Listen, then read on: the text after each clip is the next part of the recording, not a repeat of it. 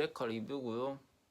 할 말은 많지만 제가 그 정도까지 영화력이 높지 않기 때문에 주인공이 버스 운전사이고 남매 2명이 버스 등굣길로 오릅니다. 그런 정해진 코스대로 주 운전을 그리고 중간에 탄 3명 중에 1명이 버스를 납치한 거예요.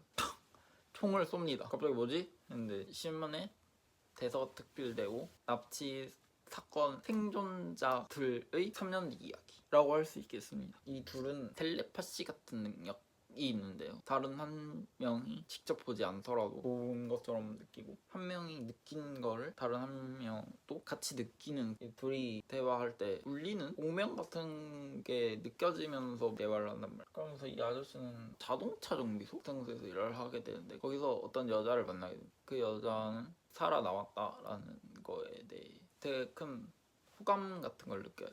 마을에 여자를 상대로 연쇄 살인 사건이 마코토 얘가 온 후 직후부터 생겨난 가족들은 얘와 대화를 하는 걸 원치 않아요. 그 여자 집을 들어가지 않았더라도 같이 다니는 것은 되게 부적절한 행동이며 가해자가 될 수 있다. 그렇게 자기를 가해자처럼 매도를 하니까 자기 집을 나와서 얘네랑 같이 살게 됩니다.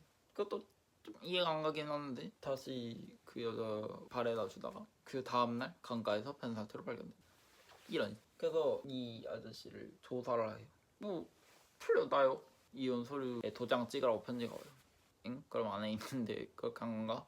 아내가 네가 2년 동안 도망가 있는 동안 난 너무너무너무 힘들었다. 이 전과 같은 삶을 되돌리기 위해 나돌아다닌 거다 라고 얘기해요. 그렇지만 되돌려줄 수 없었죠. 나와의 관계는 되돌리지 않을 거야 라고 하는 거. 사실 되돌리려고 찾아왔는데 안 됐네 라고 해요. 영화의 이야기의 흐름에서 되돌림이 되게 중요하게 나오는데 그렇게 돼서 버스 운행을 다시 해야겠다 라고 이야기합니다. 근데 다른 방식으로 여행을 떠나요.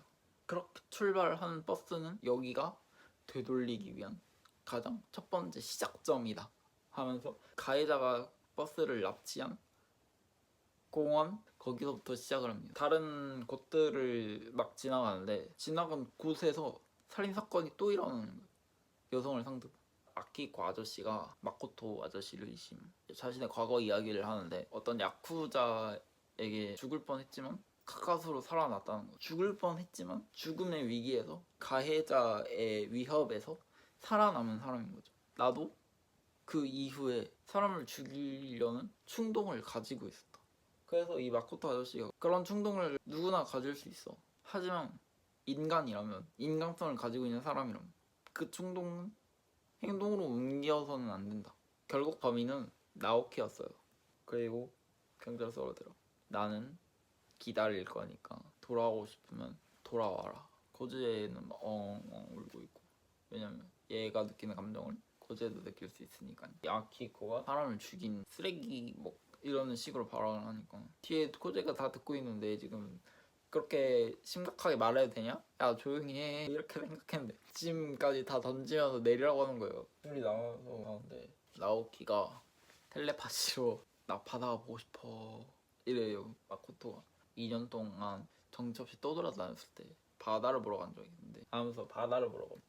코즈에가 계속 나오키와 텔레파시적 소통을 하면서 조개 같은 거를 준 조개한테 명칭을 부여하는 거죠. 이거는 버스 납치범, 이거는 아키이코 하면서 보자기 막 싸서 꼭대기에서 그걸 하나씩 얘기하면서 막 던져요.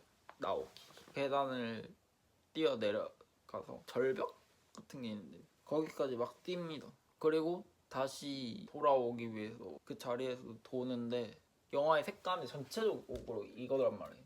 약간 오줌 필터? 그때 색깔 필터로 바뀝니다. 그 장면을 명장면으로 꼽는 사람이 많더라고요. 4가지 챕터, 3가지에서 3-1 챕터까지 나눌 수 있을 것 같은데 첫 번째가 버스 납치 사건의 피해자가 생긴 거죠. 살아남은 피해자가 어떻게 살아남은 피해자의 이야기보다는 피해자의 유가족에 대한 이야기가 많이 만들어진 것 같단 말이죠. 사건에 휘말려서 남겨진 유가족의 이야기, 큰 사건이 아니더라도 병에 걸려서 나이가 들어서 내 유가족에 대한 이야기가 너무 많았었는데, 이 영화는 살아남은 피해자에 대한 이야기인 거죠. 2번 챕터인 거고, 3번 챕터가 다시 그 사건 이전의 정상적인 삶으로 되돌리려는 노력에 대한 이야기인 것이고, 3-1 챕터이자 4번이라고 할 수 있으면서도 1번, 2번, 3번을 전부 아우를 수 있는 게 바로 나오키의 범죄 행각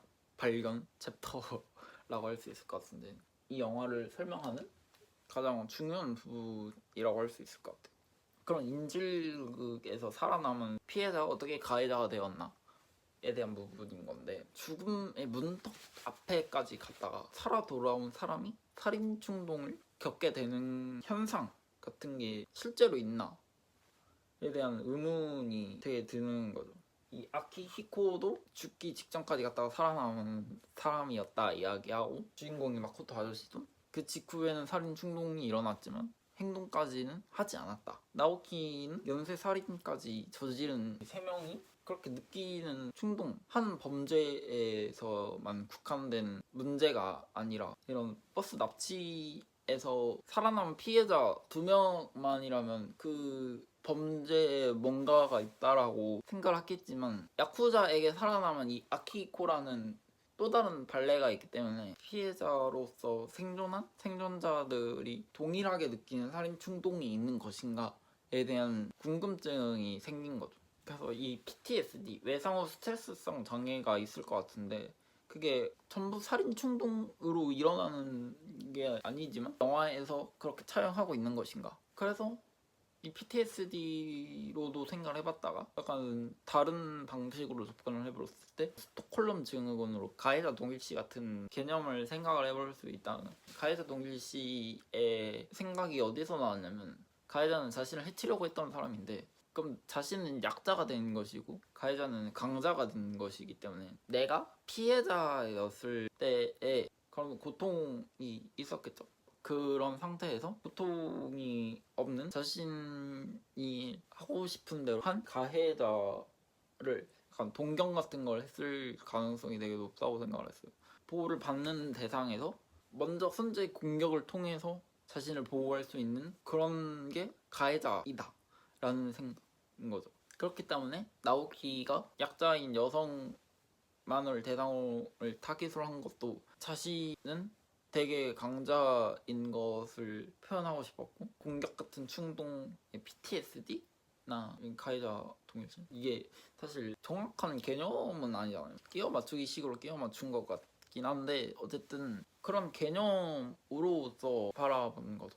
이때 당시 심리 상담 프로그램 같은 게 체계적이지도 않았을 테고, 그렇다고 해서 이 행동은 정당화될 수가 없는 거죠.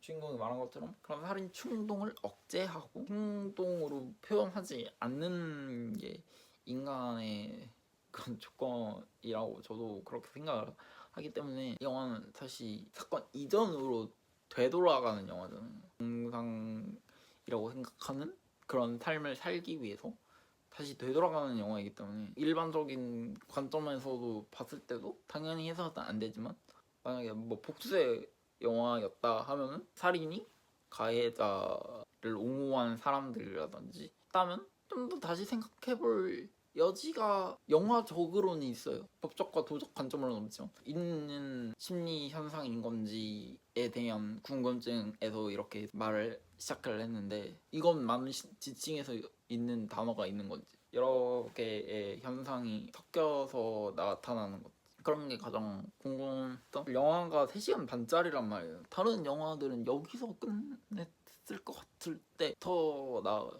이 영화를 보면서 비슷한 영화라고 한다면 한국 영화 중에 고래사냥이라고 있는데, 약간 그 영화가 되게 비슷한 느낌이지 않나라는 생각이 들어요. 전하고자 하는 주제는 살짝은 다르지만, 로드무비라는 점도 그렇고, 마지막 절벽에서 오줌 필터가 컬러로 바뀌면서 엔딩을 마무리해요. 고래사냥은 그런 말을 못하는 여자 주인공이 말을 하면서 엔딩이 마무리된단 말이에요. 비슷하지 않나? 라는 생각이 들었어요. 촬영이 되게 좋았어요. 롱테이크 같은 것도 많고, 이 영화에 다른 해석이 있으시다면 꼭 댓글로 남겨주셨으면 좋겠어요.